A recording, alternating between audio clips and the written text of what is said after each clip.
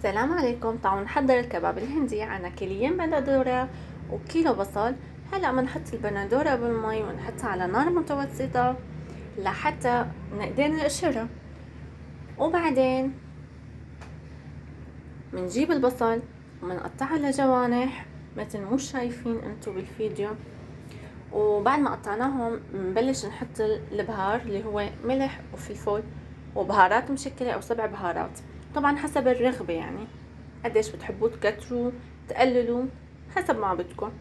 وهلا بنجيب اللحمة، عنا نص كيلو لحمة، كمان بنحط نفس البهارات ملح وفلفل وبهار مشكل ومنتبلهم، وبعدين بنبلش نشكلهم لأصابع مثل ما موضح بالفيديو. وهلا بعد ما شكلناهم هيك صاروا معنا بنحطهم على جنب، وبنجيب البندورة بنصفيها من المي وبنبلش نقشرها مثل ما شايفين. وبعد ما نقشرها كلياتها صارت تقشر بسهولة، بنبلش نقطعها لقطع يعني لا خشنة ولا ناعمة، وسط بنقطعها. وبعدين بنحطها بصينية الفرن وبنضيف عليها البصل. بعد ما ضفنا عليها البصل نضيف عليها ملعقتين دبس البندورة وبنحركهم سوا وبنحطهم على الغاز او بالفرن كيف ما بتحبوا.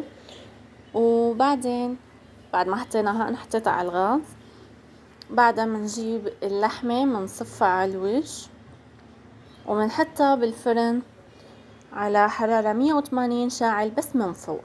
وهيك صارت معنا جاهزة. وشو بتحبوا تاكلوا جنبها؟ صحة وهنا.